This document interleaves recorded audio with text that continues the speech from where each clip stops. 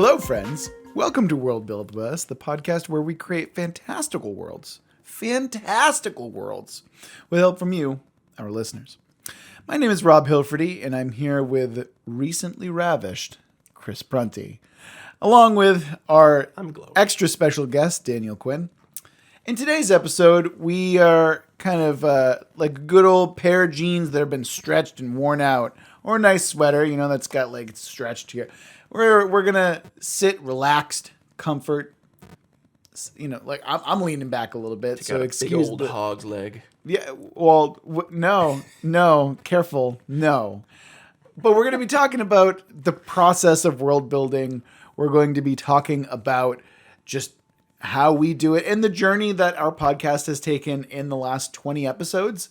Because, guys, we've done 20 episodes so far, and that's pretty crazy to me. Go team. Yeah, I mean, I would have never thought that we'd have done 20 episodes or that we would have gotten, like, followers. Listeners. Yeah. I was genuinely impressed and excited when people started listening, and we got emails and stuff. You got emails? Yeah. What'd they say? Like thanking us for podcasts and like offering suggestions and stuff like that. And I don't know. No death threats yet. Oh, man. That's when you're famous. Yeah, exactly. Like that's actually the cool thing about the podcast is genuine support that comes from people who listen. And admittedly, we are a tiny, literally nothing podcast that gets dozens of listens per week. But they can't all be our moms. Exactly. Yeah. My mom doesn't know how to work podcasts. So actually, hold on, maybe. There might be some credence to that, actually. Because she doesn't know how... If she's starting the podcast... Yeah, that's probably what's happening, actually. Our numbers are a lie. I'm downloading it, but nothing's happening. Mom, you're downloading... Oh, God. Over and over, no.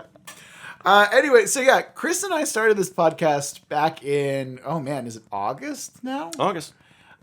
Just kind of as a lark, and just me going up to him one day and be like, "Hey, Chris, you want to start a podcast?" And he's like, "Sure, what's it about?" I'm like, "I don't know, world building, I guess." And so, son of a bitch, I'm in. Yeah, exactly. and thus our podcast was born. You had me at World. Yeah, no, we had him at podcast. So as you can probably tell, the first audio, so here's the deal. The audio for that first episode is hot garbage because one, we're using a Yeti, and two, I'm using Audacity. We've upgraded our equipment pretty significantly since then. Was it one Yeti and just Audacity? Yes. Yeah. It was real bad. But yeah, it was just Chris and I back then. And obviously we've added a third member with Daniel Quinn, obviously, because he's been our special guest for the last like 4 episodes, I think. 4 or 5 maybe. And yeah, so there's been that. Yeah. But it's been a really fun experience. And honestly, I just love doing world build shit. Like, we literally sat down at that first podcast with no idea what the fuck to do. And it shows. And like by episode like 4, I feel like we really started to kind of get into it a little bit better, and with like an idea. Was that Hondasa?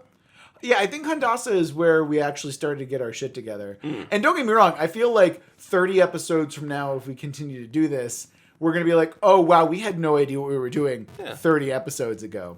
But even still, like, I'm actually really happy with what we've done so far. And for this episode, I really wanted to sit down and talk about, like, what we do in order to world build. And I think that part of the appeal of this podcast in general is to sit and listen to us bullshit and kind of come up with really cool ideas as we go.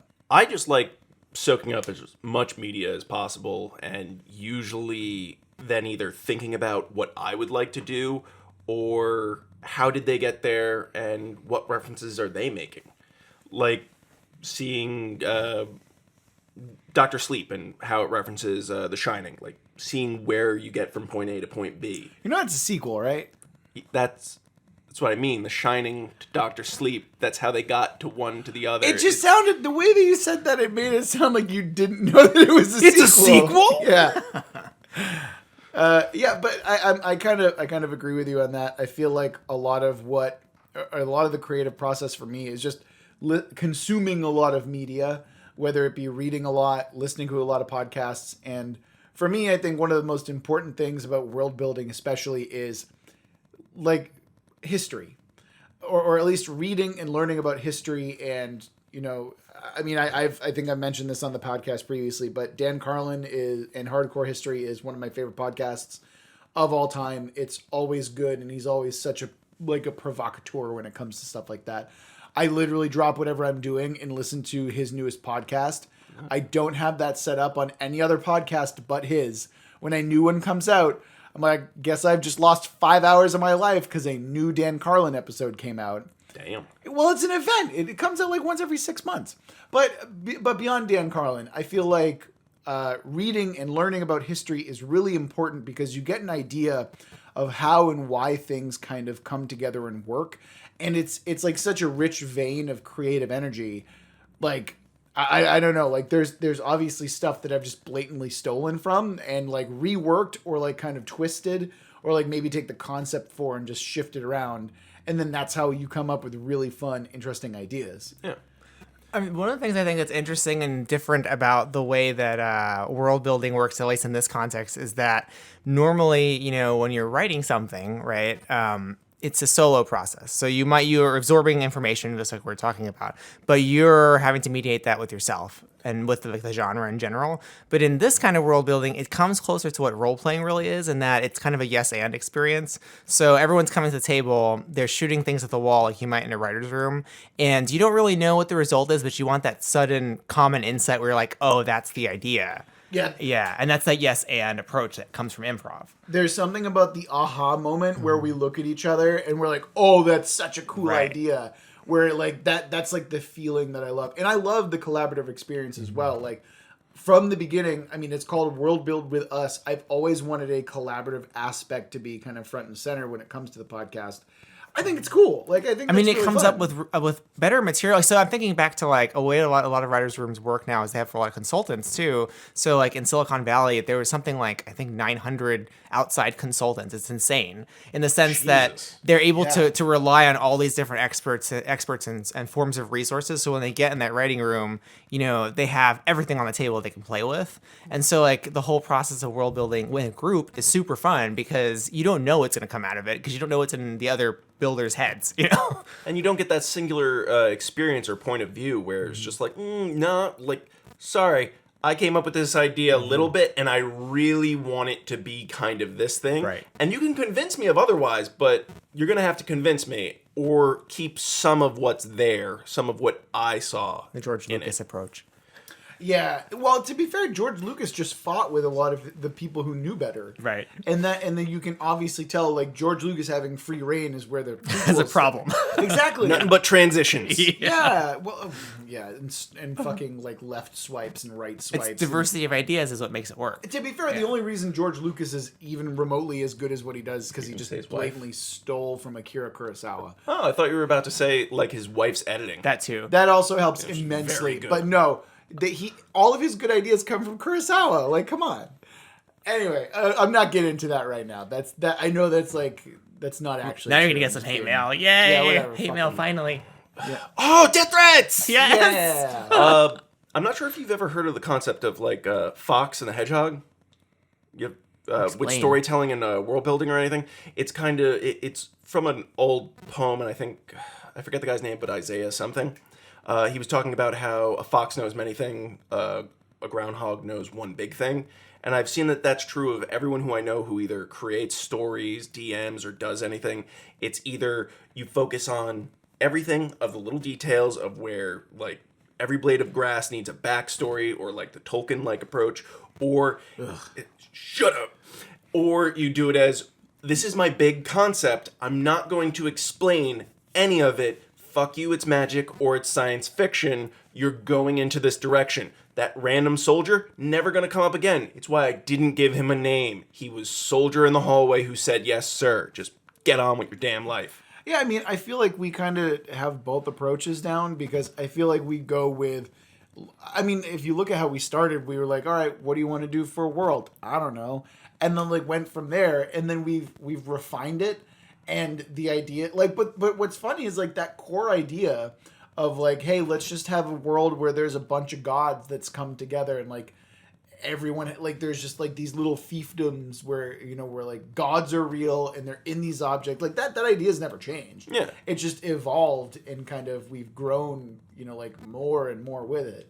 I mean, it's akin to the concept. So, like in writing, when you're approaching putting together, say, a manuscript, you typically a writer either does either pantsing, meaning kind of figures it out as he goes along, or he plots, so he has a very detailed like plan for the story.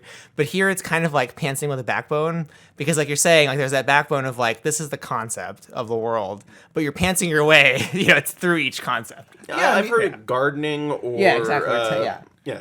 I know it is swooping. There's so many words for it. There's two types of writers. There's swoopers and bangers, where it's like the swoopers, they're just like, they vomit out as much material as possible, and then they pick out the good pieces. And bangers just sit there and it's like, okay, I have one sentence in an hour, but it's a very well constructed sentence. And I can tell that we're obviously more swoopers than bangers, because I mean, like, I ramble. I'll admit it. Well, it's funny. Like in writing, I'm more of like the plotter who will be stuck with a page after a long time because I plotted so much. But in this experience, I like to be a pantser, because when you get to bounce it off of other people, your idea grows with each bounce. It's snowball effect for sure. Yeah. Or when you hit a block, someone's going to be like, wait a minute, Yes. but what if they were building a mountain? Exactly. Right. Exactly. I mean, I feel like you can definitely tell when we have ideas, and we like, because one of us will be quiet for a while and they're like, holy shit, wait a minute, there's something really interesting going on here. And then all of a sudden, like, after I'm done rambling, someone will be like, hey, now that you're done, I've got an interesting idea. You know, you've been talking for the last 10 minutes. That's fine. I've got a good idea. It gives us time to think. You're welcome. That's all I gotta say. We don't have that talent, you know. So yeah, I mean, I've in 12 years of sales, you get really, really good at talking and filling air, because man, you know, it's really awkward when it's you and another person that you barely know. just staring I at have each other. used my comfortability with dead air to get people to leave. Or you can make them Yeah. buy things that way just by staring at them until they buy it. Or, you know, when they reach the point of where it's just like, listen, there's nothing more I can do to help you, so So just go away. now that I've said that, I'm going to stare at you. I like doing that in like conference calls when I'm like, I just want this call to end, so Oh, I'm just not going to no. speak until the other person like gives up uncomfortably. All right. Hopefully none of your clients listen. They know who they are, the ones that deserve this. You know who you are. It's the nonverbal, are you done? Exactly. Yep. You're done. Okay. Yeah. Speaking of, are you done? Nothing. Again, my segues that go nowhere. That's kind of my thing. Empty segues. Yeah, exactly. Segues that go nowhere.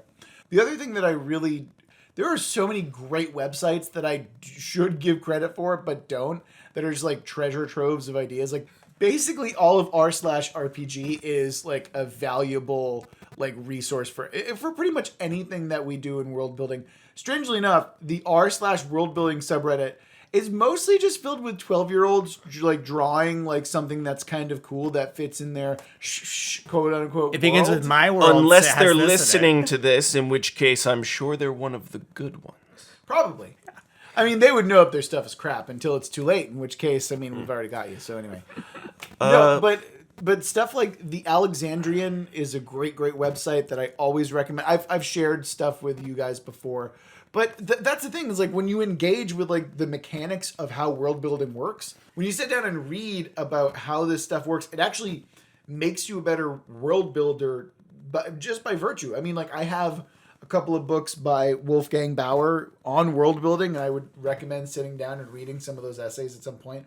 They're all pretty good. Some of them are like, well, yeah, duh. But again, that's probably because I've just been doing this for as long as I have, that I can tell you honestly, I don't think I've ever run a campaign where I didn't world build in some way. Like I've never run a preset generated world game at all. Yeah. And I was thinking, I'm like, that might be kind of a fun, interesting way to do it.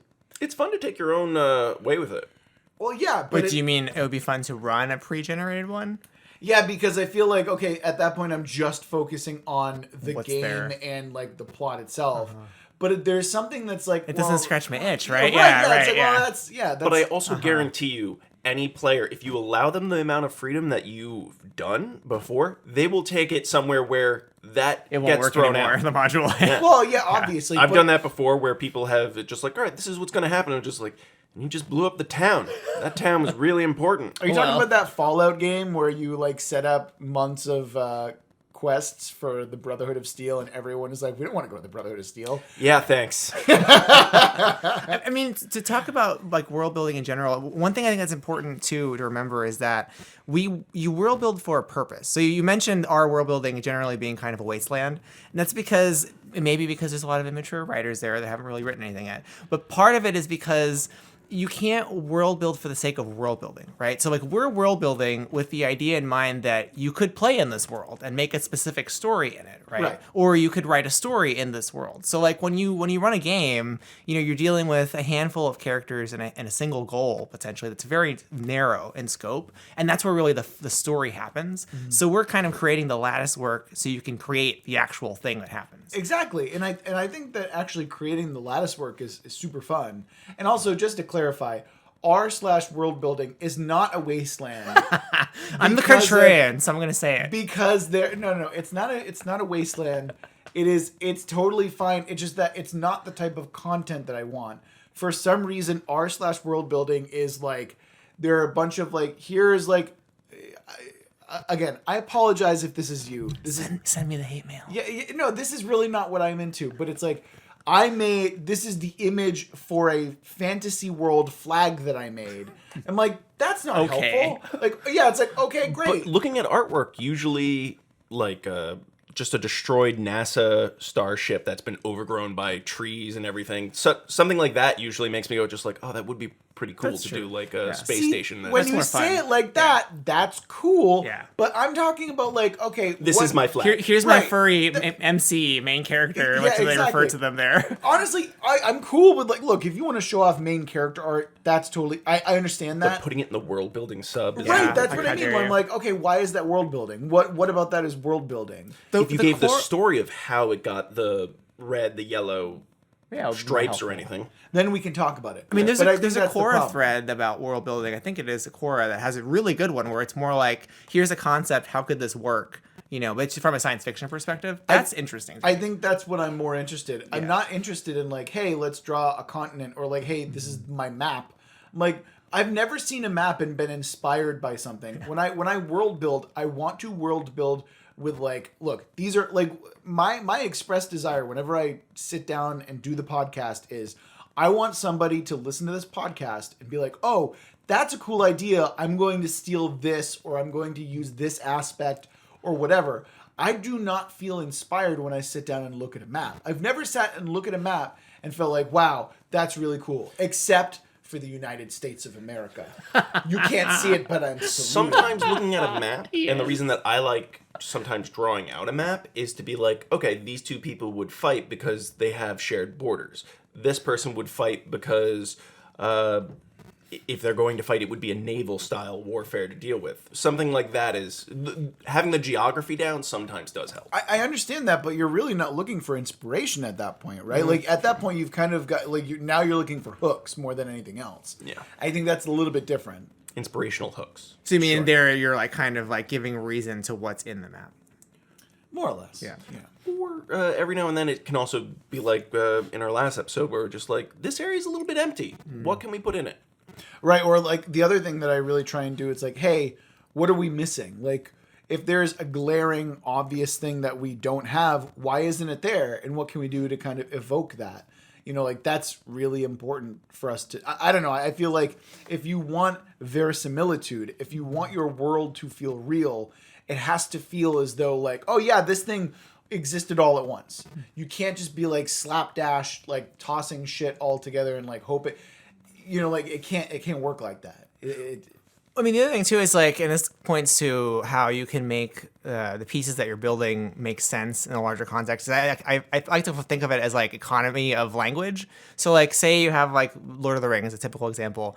Like what binds a lot of the random ideas in Lord of the Rings together is literally the language like the way he names things. Right. So you can do that in different ways. So if you have a world, like in this case where there's these religious objects, and there's people who have relationships to their gods, throughout all the things you build, it should be pervasive. Some aspect of that pollutes other ideas, and that ends up connecting them. Absolutely. Also, I am fine with making a very detailed alphabet and language for the Forgotten. Do it. Go like Quailith, like the Illithids. I feel like I can do it. Do it. To be fair, want it. anything that you write that's an alphabet is going to come out looking squiggly anyway. Exactly. So, yeah. I was born for this. You say that until you sit down and you're like, oh, this is hard because I can't even duplicate what I did in the first place. No, that's part of it. Hey, when I was like, I don't know, 16 or whatever age it was that we took like Latin in high school, I took like the old, I took Tolkien language, converted it to Latin so I could generate a separate language from it. And this is why we have Daniel Quinn on our podcast. Sindarin? He's a huge fucking nerd. Yeah, and that was like, it was like, I wanted to make a new language, so I needed like a way to convert the language. So I used Lord of the Rings as an inspiration to use Latin as a way to convert it to another language. It's ridiculous. Quenya? Do you remember which one you used? La Quinta? Oh no, I mean I don't mean that I used the actual language. I mean the way that he constructed a grammar in a language, I said, okay, well, if I use Latin, I could write this Flash app that converts a Latin word and Latin syntax to this fake language. I have used something like that. Yeah, and it worked. I hope that wasn't yours. That would be really...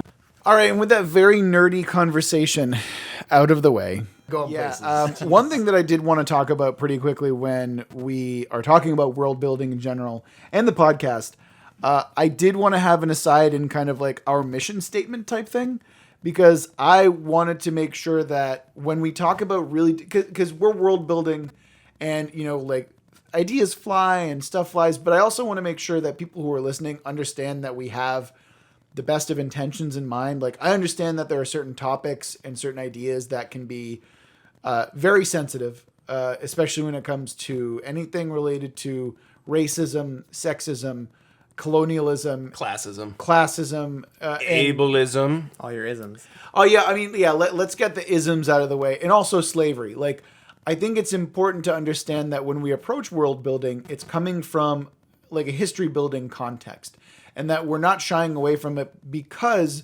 there are things that we can talk about here from what is essentially a safe place, and we can talk about the horrors of slavery and not have it have the same context and the same baggage that kind of comes with where we are in the real world.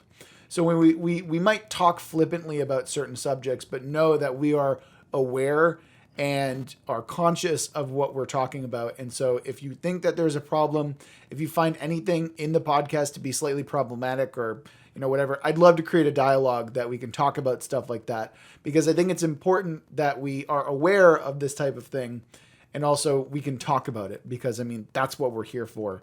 And because we're world building, we want to have fun. It's a fantasy world. We don't want to have people who are fucking miserable listening to our fantasy world podcast. God damn it. Well, and the other thing too is, like, in a writer's room, you have to have the leeway and the flexibility to speak openly, and sometimes that means not using the correct terminology or having it at hand. Yeah, and so like when we were in this writer's room, that's what you have to do in order to like get at the idea, and maybe then after you've grappled with it, you can discuss the implications. But whenever we approach any kind of building of a story, you can't go in with your hands cuffed, otherwise you're not going to accomplish anything. I would agree with that. I think that's kind of important to kind of realize as well. But at the same time, it's not like we're sitting there being like, "Oh, I wish we could have said." Like, no, right? We're really trying to keep hate and any kind of bad language and any kind of bad feelings away from this. This should be a pure, fun experience. When we talk about slavery from a historical context, especially when it comes to the world building aspect, the best thing about slavery in fantasy worlds is that you get to kick the shit out of slavers. That's the best thing. It's like such an easy. It's like Nazis. You know what makes an easy, great villain? Nazis and slavers. We're never going to sit there and be like, who's kind of right? The slavers are kind of right. No, never going to happen, Christopher. Whoa. That character was completely appropriate for the culture in which he grew up in. Uh-oh. No. My point is, right, like, I want it to be known that if there is some kind of an issue or if you feel like there's a line that's been crossed, we're here to create a dialogue. We're here to be open. We're here to talk about it. And I mean, realistically, I have no problem retconning shit. If it's really that bad or if we've erred in some major way, fuck it. It's not that important. Anyway, sorry to bring down the nerd shit, but I really wanted to make sure that that's important and upfront and we're just right there with it. But also going back to the Tundra episode, I suddenly want to appropriate a lot of Inuit folklore. Yeah, let's not do that. Yeah, let's not do that, though. Damn it. Yeah. But yeah, that's the other thing is that we want to make sure that we're being, when we steal stuff, it's not like we're appropriating cultures or anything like that. Just, I think that we should, if we're going to get to that part, just file the numbers down enough where, we can get it to that. And yeah, that's where I'm at. I mean, one of the things with appropriation that makes a distinction is that when you think of the uproar, say, with like Harry Potter and J.K. Rowling, the reason why it's problematic for the people who claim that it is because she's kind of rewriting the purpose of those cultures and what those cultures represented for her own purposes. It does have a real world context. Yeah, right. So here we're just trying to adopt them so we can springboard from it rather than supplant them, which I think is the issue in J.K. Rowling's. Yeah, I think that's a valid point. All right, now that the terrible... See, we snuck this in at the end because it's like the terrible political talk that, man, we hope that they, if they're sensitive to it, they can skip it, whatever. Anyway... we just want to make that really clear. I think that's from where I am. I think being kind to each other and loving one another is way more important than being like gross. Yeah. Wait, what? What? Oh, no, yeah, that's great. Also, there's a whole historical context to where it's like it comes mostly from a Judeo-Christian, like patriarchal society, which again, we will get into at some other point. I'm not really interested in kind of broaching that subject right now. What are gods? No. The idea of a lot of the cultural norms that we have. Oh, yeah. Yeah. But anyway, I think that, I think with that, like, very dicey subject, I feel like we should probably end it there. This is going to be a little bit of a short episode, as you can probably tell. If you continue to listen to us, thanks. Yeah. No, honestly, like, the support that we receive from our community is super important to us.